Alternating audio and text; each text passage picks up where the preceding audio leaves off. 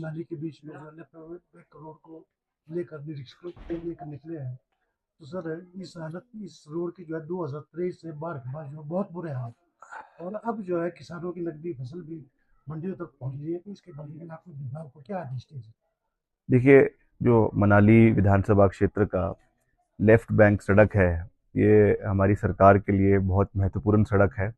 और लगातार इसमें हम सब मिलकर प्रयास कर रहे हैं कि इसके अपग्रेडेशन और इसका जो रख रखाव है वो सही तरीके से हो। पीछे जो 2023 में और 25 में जो आपदा आई, उसमें भारी नुकसान इसका हुआ। इसका कुछ पोर्शन जो है वो एनएचएआई का, जब सड़क बंद हो गई थी मेन 4 लेन, उन्होंने उसमें डिपॉजिट दिया, कुछ काम उससे हुआ। और अभी हाल ही में अलग अलग मतों से, कुछ मिटिगेशन से, कुछ डिज़ास्टर से, कुछ हमारा और हेड से इसमें पैसा मंजूर हुआ है। और करीबन 10 करोड़ रुपए की लागत से अलग अलग जगहों में इसमें जो डंगे हैं, रिटेनिंग वॉल्स है और पैच वर्क है, उसका कार्य जो है वो करवाया जा रहा है।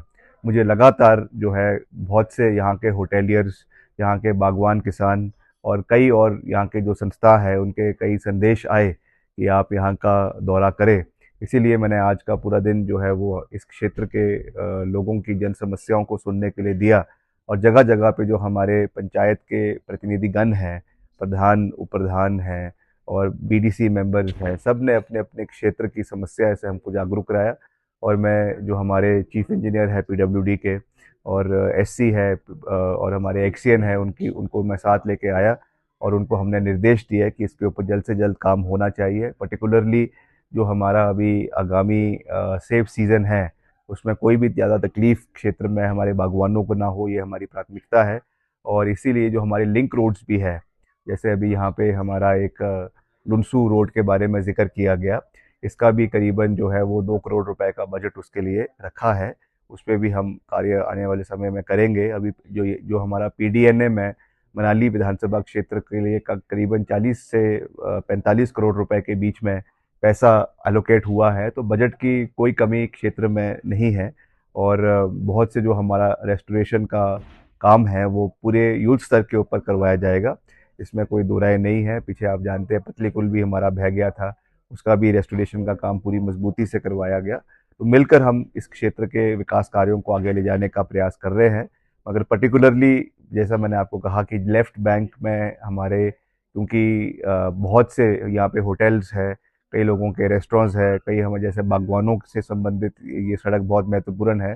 तो हर दृष्टिकोण से हम इसका प्रयास कर रहे हैं कि इसको जल्द से जल्द इसकी पूरी मुरम्मत करवाई जाए।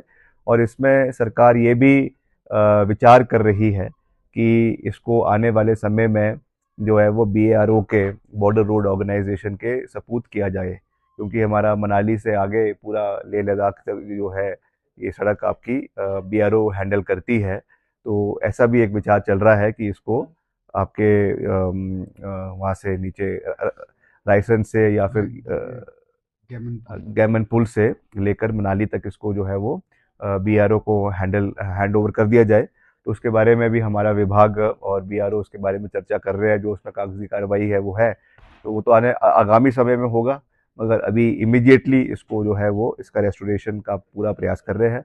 वैसे ही अगले कल जो हमारा एक और बहुत महत्वपूर्ण सड़क है कुल्लू जिला की, जो हमारी मणिकरण घाटी की सड़क है, मणिकरण कुल्लू सड़क है, जिया मणिकरण, उसका भी हम कल निरीक्षण करेंगे। वो भी सीआरएफ के माध्यम से उसका कार्य चला हुआ है। करीबन 36 करोड़ रुपए उस पर खर्च हुए।